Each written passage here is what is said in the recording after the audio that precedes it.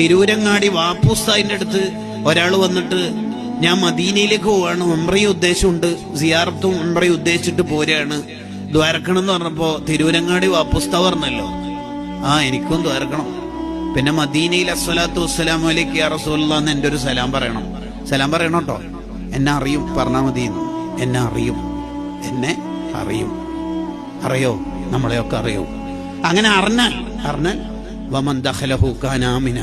നമ്മളെ നമ്പർ, നമ്മുടെ പേര് അവിടുത്തെ ഹൃദയത്തിൽ സേവ് ആണെങ്കിൽ കാന ആമിന, പിന്നെ നിരകില്ല. കാരണം സ്വർഗം ഉദ്ഘാടനം ചെയ്തിട്ട് തിരിച്ച് തങ്ങൾ വരും. എന്തിന്? ആ പേര് സേവുള്ള എല്ലാവരും പാടെ സ്വർഗത്തിൽ കൺഫേം ചെയ്തതിന് ശേഷം പിന്നെ രണ്ടാമത് സ്വർഗത്തിൽ പോകുള്ളൂ. വമൻ ദഖലഹു കാന ആമിന. അവിടുത്തെ ഹൃദയത്തിൽ ഒരിടം കിട്ടണം. അതിനാണ് വിസ്വാൽ എന്ന് പറയുന്നത്.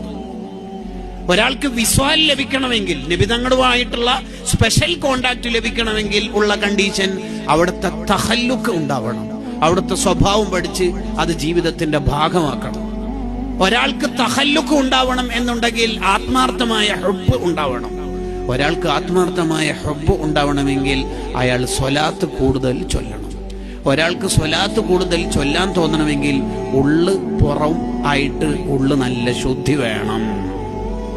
പുറത്തറിഞ്ഞാൽ വഷളാവുന്ന തെറ്റ് രഹസ്യ ജീവിതത്തിൽ ഉണ്ടെങ്കിൽ അവിടുത്തെ ശഫാഅത്ത് കിട്ടൽ ബുദ്ധിമുട്ടാണേ എന്ന് ഷഹറാനി ഇമാം ലവാഖി അൻവാറുൽ ഖുദ്സിയ ഫിൽ ഉഹൂദുൽ മുഹമ്മദിയ എന്ന കിതാബിൽ എഴുതി വെക്കുന്നു. ഈ പ്രമേയമാണ് ഇന്ന് വിശദീകരിക്കുന്നത്. എന്ത്? ഒരാൾക്ക് നബി സല്ലല്ലാഹു അലൈഹി വസല്ലം തങ്ങളുമായി വിസ്വാൽ ഉണ്ടാവാൻ, സ്പെഷ്യൽ ബന്ധം ഉണ്ടാവാൻ തഖല്ലുക്ക് വേണം. തഖല്ലഖു ബി അഖ്ലാഖിൻ നബി സല്ലല്ലാഹു അലൈഹി വസല്ലം.